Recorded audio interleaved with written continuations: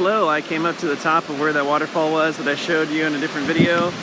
And if you look back in the background, there's the winding river at the top of this highland area.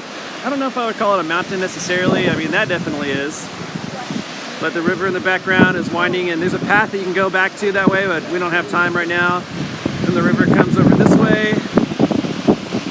And, excuse me. Have a good day. Then you can see how high up we are from here, which is a pretty good ways. It was definitely pretty rigorous staircase that brought us up here, but I dug it. Way over that way, you can see the Atlantic also. Apparently, like Maya and I were speaking recently, Iceland is only a place to really go to if you're around the coastline. Anything to the inland is essentially just all high, difficult living. So anyway, I promised a view from the waterfall from the top, and so I will show you that, and then we'll get on to our next spot.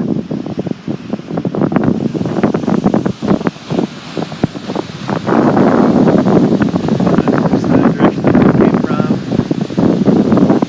and you can't even see the bottom of it because it's obstructed a little bit, but right down there, right at that spot was where I took the last video from, and then we took those stairs up.